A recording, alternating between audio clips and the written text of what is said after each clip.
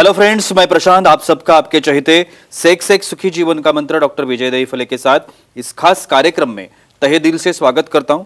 दोस्तों, हमें जब भी कोई मेडिकल इमरजेंसी आती है या फिर स्वास्थ्य से जुड़ी कोई भी परेशानी सताती है, तब हम क्या करते हैं? सबसे पहले हम वो सारी चीजें हमारे फ्रेंड्स या फैमिली के साथ शेयर करते हैं। पर दोस्तों, जब भी हमें कोई सेक्स से जुड़े परेशानी सताती है, तब हम ऐसा नहीं कर पाते, क्योंकि इस बारे में बात करने में हमें शर्म आती है या फिर हम झिझकते हैं। पर दोस्तों, अब शर्माने की, झिझकने की बिल्कुल ज़रूरत नहीं, क्योंकि डॉक्टर विजय दहीफले आपके सारे सेक्स रिलेटेड सवालों के जवाब बहुत ही पॉजिटिव तरीके से ज़रूर देंगे। पर दोस्तों, शो को शुरुआत करने से पहले जानते हैं डॉक्टर विजय दहीफले इनके बारे में। डॉक्टर विजय दहीफले ये सेक्सोलॉजिस्ट, यूरोलॉजिस्ट और एंड्रोलॉजिस्ट है। डॉक्टर के क्लिनिक औरंगाबाद, हैदराबाद, दिल्ली में द्वारका, पुणे, नवी मुंबई में नेरुल, दादर, अंधेरी, कल्याण, नासिक, अहमदाबाद और दुबई में है। डॉक्टर विजय दहीफले का भारत एवं अन्य देशों में कॉन्फ्रेंसेस और सेमिनार के लिए आना जाना रहता है, जिसमें डॉक्टर सेक्स रिलेटेड सलाह मशवरा करते रहते हैं। तो चलिए आज के शो को भी शुरुआत करते हैं। डॉक्टर साहब हमारे साथ है। डॉक्टर साहब, वेलकम टू द शो। नमस्ते सर, हम कमजोरी और सीमेन या धातु के स्वास्थ्य के जो फायदे हैं उसके बारे में बात कर रहे हैं। और तो उसी के तहत कुछ सवाल धातु का सेक्स ड्राइव में क्या रोल होता है? बहुत इंपॉर्टेंट है, क्या रोल होता है? डेफिनेटली जी प्रशांत जी, यहाँ पे जो ये सीरीज चल रही है सेक्स एजुकेशन, सेक्सुअल अवेयरनेस और सेक्सुअल सेफ्टी, इसके अंतर्गत हम बहुत अच्छी इन्फॉर्म ले रहे हैं, साइंटिफिक इन्फॉर्मेशन ले रहे हैं। सेक्स क्या होता है, डिसफंक्शन क्या होता है, फीमेल में क्या है, मेल में क्या है, और सीमेन धातु के बारे में भी साइंटिफिक इन्फॉर्मेशन है, लेकिन एक दायरा हम देते हैं। Time, place, person, condition, culture, safety, consenting, अपना ओन और नॉन इन्फेक्टेड पार्टनर इसके साथ में आजमाना है। सेक्स ड्राइव, सबको बहुत इंटरेस्ट है ड्राइव में। तो सेक्स ड्राइव में सीमेन का क्या रोल रहता है? भाई, ये सीमेन ऐसा फ्लूइड है जिसके अंदर 200 से ज़्यादा प्रोटीन्स है, हार्मोन्स है, बहुत बार न्यूरोट्रांसमीटर है, ऑक्सीटोसिन है, डोपामिन है, नर्व स्टिमुलेटिंग एजेंट्स है, ग्रोथ फैक्टर्स है। तो ये क्या करते हैं, हमारी इच्छा तैयार करना। फीमेल्स में भी जब ये सीमेन डायरेक्ट डिपॉजिट होता है जो नॉन इन्फेक्टेड है, उससे वहाँ पे लुब्रिकेशन है, इलास्टिसिटी है, भावना है, इस तरह जो लो मॉलिक्यूल्स, जो हार्मोन्स है, न्यूरोट्रांसमीटर है, उसे वो चालना देते हैं, एक्साइट करते हैं। तो इसकी वजह से वहाँ पे ड्राइव बन जाता है, या वहाँ पे दोनों कपल एक दूसरे में नज़दीक आने के लिए, एक्साइट होने के लिए ये सीमेन बहुत काम में आता है। इंडिरेक्टली मैं कहूँगा आपका लिबिडो और इच्छा शक्ति भी इससे काफ़ी अच्छी बढ़ती है। सर, जिसे प्री एक्लैम्पशिया कहते हैं, राइट, धातु का और इस प्री एक्लैम्पशिया का क्या संबंध है? Very good question. पहले प्री एक्लैम्पशिया क्या होता है इन शॉर्ट में आपको बताऊंगा। जब फीमेल्स में प्रेगनेंसी रहती है तो ब्लड प्रेशर बढ़ रहा है, यूरिन में प्रोटीन जा रहा है, इस तरह की कंडीशन आना शुरू होता है जो बच्चे के लिए काफ़ी डेंजरस रह सकती है। लेकिन ये सीमेन के अंदर जो भाई सेक्सुअल एक्टिविटी रेगुलर कर रहे, इवन हमारे सेक्सोलॉजिस्ट, यूरोलॉजिस्ट, न्यूरोलॉजिस्ट के गाइडेंस के अंदर, तो वहाँ पे रेगुलर एक्टिविटी करने से जो उसके अंदर ग्रोथ फैक्टर रहते हैं, स्पेशली सीमेन में, ये इम्यूनिटी जो है उसकी बॉडी की बढ़ाने वाले, चेंज करने वाले, वहाँ से लैक्सिटी रखने वाले, और ये हार्मोन्स, इस प्रकार के न्यूरोट्रांसमीटर, उसका ब्लड प्रेशर कम करना, प्रोटीन्स का जो रेगुलेशन वो करना, और इवन इनफैक्ट लेटर ऑन जो डिलीवरी जो होती है उसे नॉर्मल करने में भी बहुत काम में आते हैं। तो इतने बड़े फायदे हैं। विदाउट प्रोटेक्शन आप एक्ट करने से पार्टनर के साथ, अंडर सेक्सोलॉजिस्ट गाइडेंस के साथ, और आप नॉन इन्फेक्टेड हो तो इतना डेफिनेट होता है, बीपी कंट्रोल में आता है, और डिलीवरी भी नॉर्मल होने में, और बच्चे को भी कोई अफेक्ट, कोई इंजरी या किसी तरह का प्रॉब्लम नहीं आता है। तो इतना बड़ा रोल है ये सीमेन का, धातु का। जी सर, हमारे कुछ दर्शक है वो क्वेश्चंस करना चाहते हैं, लेते जी। गोवा से पारस जी है, उन्हें सवाल करना है। बोलिए पारस जी, क्या सवाल है आपका? हेलो, बोलिए। बोलो सर, हॉट टब बात लेने से शुक्राणु पर कोई असर होता है क्या? एक्सेलेंट, ये कॉमन रहता है हॉट टब बात। भाई अभी तो बहुत ठंडी चल रही है, बहुत दिल्ली तो जाओगे तो वहाँ पे 10 डिग्री तक टेम्परेचर है। बिल्कुल। तो घंटा घंटा वो हॉट बात में बैठना, उससे कोई परिणाम होता है क्या स्पर्म के ऊपर? इनफर्टिलिटी आती है क्या? डेफिनेटली बहुत उम्दा सवाल है यहाँ पे। देखो ये प्रोटीन है, स्पर्म जो है ये प्रोटीन है और हीट ज़्यादा दोगी आप तो पूरा डायरेक्ट एक्सपोजर आपके स्क्रोटम का टेस्टिस का हो रहा है बात के ऊपर।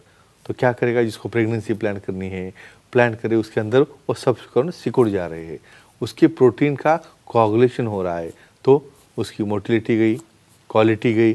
तो डेफिनेटली एक ही कहूँगा जिसे भी प्रेगनेंसी प्लान करनी है वो पीरियड में जो है ये हॉट टब बाथ लेना या बहुत ज़्यादा देर एक्सपोजर करना ये स्पर्म के लिए अच्छा नहीं है। तो लुकवॉर्म वाटर है उसमें बात ले सकते हो और ज़्यादा देर एक्सपोजर नहीं करोगे क्योंकि हमारा टेम्परेचर बॉडी टेम्परेचर से 60 डिग्री नीचे रहना बहुत ज़रूरी है। तो एक ही कहूँगा हॉट टब जो है बात जो है ये ऐसे पीरियड में उन्होंने अवॉइड करना चाहिए। जी सर, धातु में जो TGF बीटा होता है यस उसका क्या ये है रोल है या फिर क्या है? साइटोकाइनिन ट्रांसफॉर्मिंग ग्रोथ फैक्टर, इस थोड़ा साइंटिफिक जा रहा है इसके ऊपर। ये साइटोकाइन ट्रांसफॉर्मिंग ग्रोथ फैक्टर जो रहते हैं स्पेशली ये सीमेन में क्या फ़ायदा होता है इसका? जो नर्व डेवलपमेंट है इसके अंदर जो ये फैक्टर्स है, बॉडी की जो इम्यूनिटी है, एंटीबॉडीज है, IgG है, IG है, IgM है, बॉडी की प्रतिकार शक्ति बढ़ाते हैं, ये इम्यूनिटी बढ़ाते हैं और ये इम्यूनिटी बढ़ने की वजह से डेफिनेटली ओवरऑल इन्फेक्शन का जो प्रादुर्भाव है या किसी प्रकार का जो बाहर से आपको एंटीबॉडी जब बनती है इसमें जो कोई दिक्कत आती है तो ऐसे ग्रोथ फैक्टर उसे प्रिवेंट करते हैं और नर्वस सिस्टम जो न्यूरॉन सप्लाई और डेफिनेटली उसकी वजह से सेक्सुअल एक्साइटमेंट और सेक्सुअल ऑर्गेजम में भी इसका काफ़ी बड़ा रोल होता है। जी सर, धातु निगलना और सेफ प्रेगनेंसी जिसे हम कहते हैं, तो इन दोनों का कुछ रिलेशन है क्या और क्या? Very important, definitely. ये देखो यहाँ से सबसे पहले क्राइटेरिया देता हूँ भाई, अपना ओन और नॉन पार्टनर है भाई, उसे कोई भी इन्फेक्शन नहीं है और ऐसे केसेस में ही ये जायज़ है। देखो जहाँ पे भी ये प्रोटीन्स है, ये इम्यूनो प्रोटीन से इम्यूनिटी बढ़ाते हैं, एंटीबॉडीज़ तैयार करते हैं। ऑलरेडी भाई उसका इंजेक्शन होके तुम्हारे प्री प्रेगनेंसी या प्रेगनेंसी पीरियड में उसका एक्सपोजर हुआ है तो भाई एंटीबॉडीज तो बनना शुरू हो गया उसके। तो ऐसे एंटीबॉडीज जो बने हैं उसके अंदर अपने शरीर को प्रोटेक्ट करते हैं और बाद में इवन वजाइनल एक्टिविटी से प्रेगनेंसी होने के बाद भी जब वजाइनल डिपोजिशन होता है तो और उसके बाद जब प्रेगनेंसी भी रहती है ये ऑलरेडी चेंजेस मदर में हो चुके हैं। इसकी वजह से जो गर्भ है, जो बढ़ने वाला बच्चा है, उसे सेफ्टी, सिक्योरिटी और एंटीबॉडीज़ का प्रोटेक्शन पहले ही मिल जाता है। कोई सेंसिटिव या कुछ रिएक्टिव चेंजेस उसके अंदर नहीं होते हैं और डेफिनेटली डिलीवरी होने में भी ये काम में आता है। तो ये कंजेशन है हेल्दी सेमेन का, प्रेगनेंसी का, डिलीवरी का और बच्चे की हेल्थ का। सर, फर्टिलिटी अगर बढ़ाना हो तो इसके बारे में धातु का क्या रोल होता है, क्या संबंध? Sure, definitely.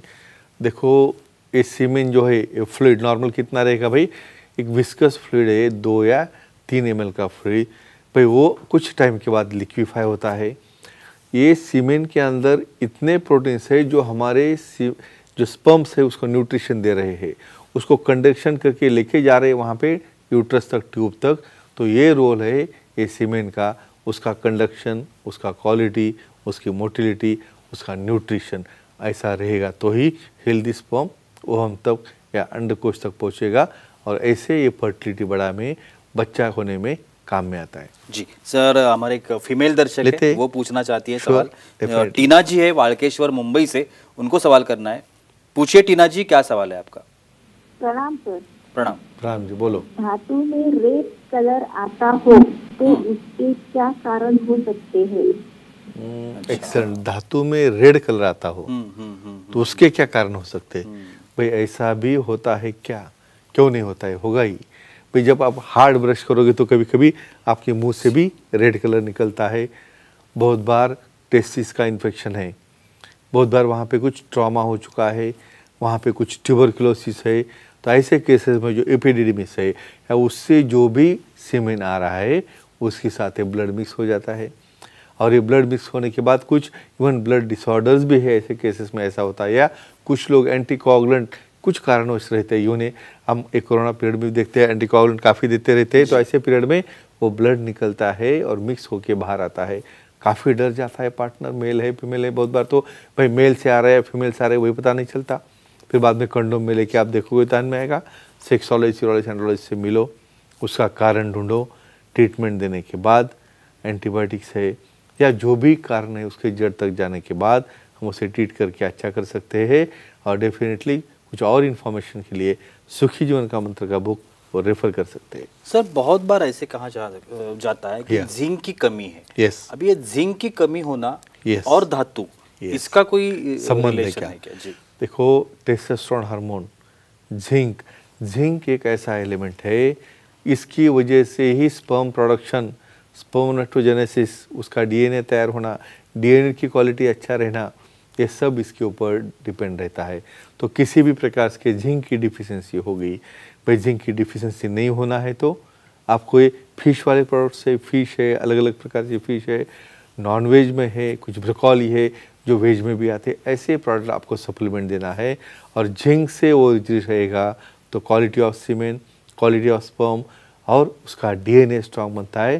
तो जिंक अच्छा है तो स्पर्म अच्छा है, और स्पर्म अच्छा है तो हमारा धातु और सीमेन अच्छा है। वाह, बहुत ही अच्छी जानकारी आज के भी एपिसोड में आपने दी है, लेकिन वक्त की पाबंदी है, रुकना पड़ेगा।